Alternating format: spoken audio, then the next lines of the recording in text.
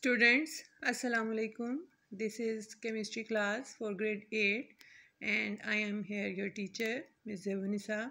उम्मीद है कि आपका वीकेंड बहुत अच्छा गुजरा होगा. You will enjoy it very well. Today our topic is chemical equation and their balancing. We are doing chapter number 5 and the topic is chemical reaction. First of all you should know what is a chemical equation. सबसे पहले आपको पता होना चाहिए कि chemical equation क्या चीज़ होती है. So a chemical equation is the representation of a chemical reaction in terms of symbols, formula and science. मतलब कि ये हमने इससे पहले पढ़ा है कि केमिकल रिएक्शन क्या होता है. ठीक है, अब उस केमिकल रिएक्शन को शो करने के लिए सिंबल्स, फार्मूलाज और साइन के ज़रिए उन्हें रिप्रेजेंट किया जाता है. उसे केमिकल इक्वेशन कहते हैं. In a chemical equation the reactants and products are separated by an arrow. Look at this. In this reaction, sulfur and oxygen are reactants and sulfur dioxide is a product and they are separated through an arrow.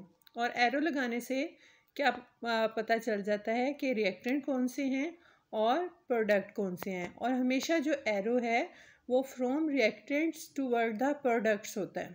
ठीक है. Next point is symbols and फॉर्मूले of reactant are written on left hand side of the arrow. this one, ये left hand side पे लिखा हुआ है. ठीक है. whereas the products are written on the right hand side of arrow like this. ये right hand side पे है. ठीक है. ये एक दूसरी इक्वेशन है. जो मैंने आपको पहले दिखाई थी वो दूसरी इक्वेशन थी, लेकिन सबके लिए सेम होता है, कोई सी भी इक्वेशन हो. ठीक है. whereas the arrow is directed towards the product. ये मैंने आपको पहले बता दिया है. physical state of reactant and products are also expressed along with their formula or symbol by S, G and AQ. अब S का मतलब होता है फिजिकल स्टेट के, मतलब देखने में वो कैसे नज़र आते हैं. अगर सॉलिड है तो S लिखेंगे, लिक्विड है तो उसके लिए हम L लिखते हैं, गैस है तो G लिखते हैं, और अगर एक्वस है तो उसके लिए AQ लिखते हैं. और एक्वस सोल्यूशन वो सोल्यूशन होते हैं जिनमें वाटर जो है वो सॉल्वेंट होता है, यानी वाटर के अंदर हर चीज़ को मिक्स किया जाता है. और आपको अगर याद हो कि सोल्यूशन के दो पार्ट होते हैं, एक सॉल्वेंट होता है, एक सॉल्यूट होता है. जो ज़्यादा मिकदार में होता है वो सॉल्वेंट होता है और जो कम मिकदार में होता है उसे सॉल्यूट कहते हैं. और एक्वस सोल्यूशन वो होते हैं जिसमें water is used as a solvent, water को सॉल्वेंट के तौर पे यूज़ किया जाता है. अब ये एक एग्जांपल देखें. ये हमने सारे पॉइंट देख लिए कि केमिकल इक्वेशन में किस तरह से जो है सिंबल्स एंड फार्मूलाज और साइंस को, रिएक्टेंट को और प्रोडक्ट को, रिएक्टेंट को लेफ़्ट साइड पे लिखा जाता है, प्रोडक्ट को राइट साइड पे, और दोनों को जो है एक उससे एरो से सेपरेट किया जाता है. और एरो की डायरेक्शन होती है towards the product.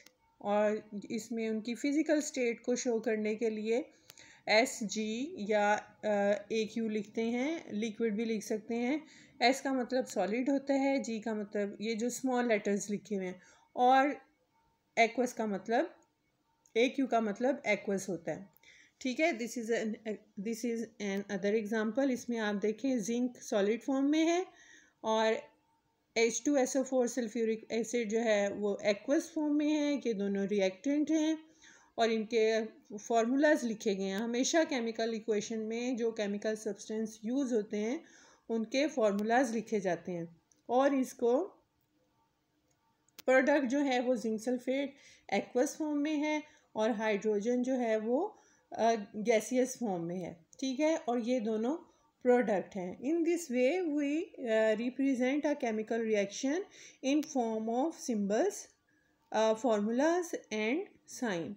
In other slide, we will learn how to balance a chemical equation.